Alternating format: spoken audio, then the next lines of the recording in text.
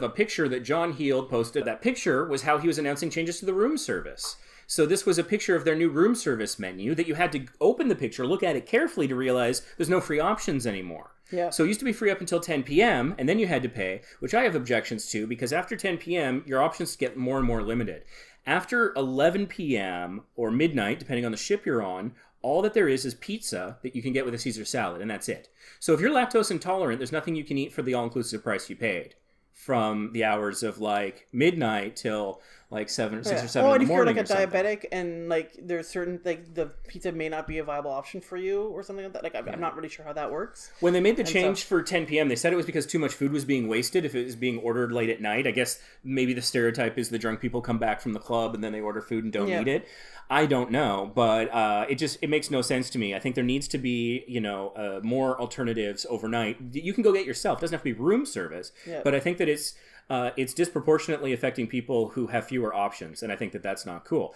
And so expanding it in this particular way so that nothing's included in your all-inclusive price. I want to just hit that again. Well, no, the breakfast is still free.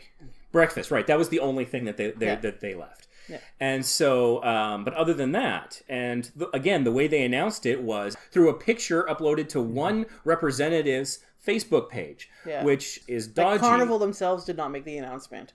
Yeah, it was John Heald. And that often happens, that he's the spokesperson to a degree, but he normally will post something and say, I want to make you aware that there's a change. In order to know about this change, you had to click on the picture and know what it was about or read the description of the picture very carefully, and so it was buried.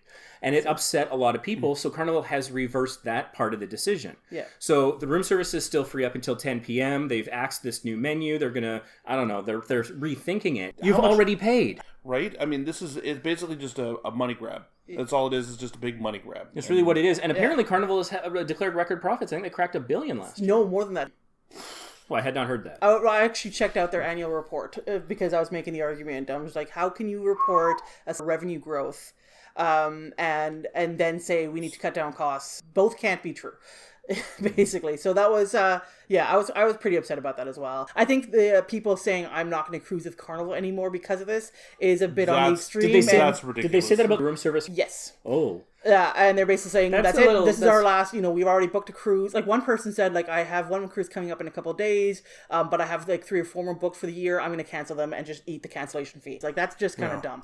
Well, I understand you're mad, but you're biting off your nose to spite your face kind of thing, right? I think that was probably bluster that they're not going to follow through on. Would be my guess. Gosh, but I do find there is a bait and switch dimension to this as well, because these are things that people have already made financial commitments for, and now they're going to get less value out of it when the product is delivered. What other product in the world is that fair for? If you were to order, I don't know, go on Amazon and order 12 batteries or something, and then they say, okay, well, we've changed things, we're going to ship you 11, and but you already paid. Yeah, no, I mean, from a it's not an equivalent cost ratio, but in terms of a business practice, it's kind of the same. As you are now getting less for less value, less product, but you have already paid for. Yeah. I mean, they've got shareholders they're accountable for, and you can talk about whether that structure is a good thing or not.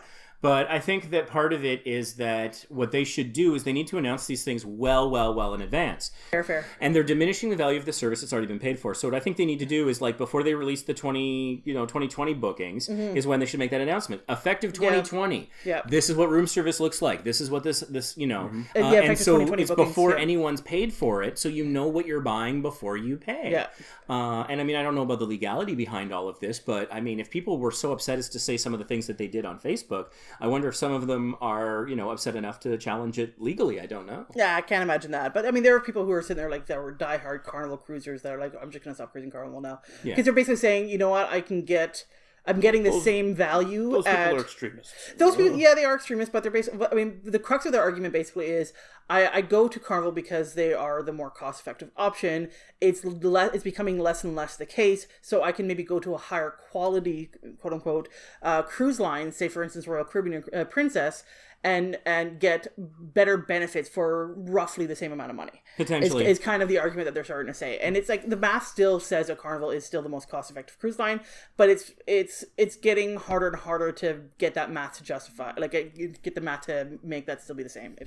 Well, it's harder to do the math, and that's part of the thing too, because it's more hidden costs, and that's what I don't like about it too, because if you just increase your base rate, then people would understand that cruise costs this much. Yeah. And maybe it costs more than it did a few years ago, but like I think people would accept that. Well, I don't see people screaming about the base rate. And that's what people are saying. They're like, if you're going to raise rates in the base and base price, you know, don't degrade your service quality. Exactly. They're saying like, yeah, don't lower the value of your product. Brand. Yeah.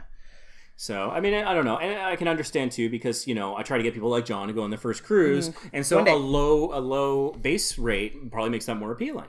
And so I can appreciate that aspect of it as well. Then.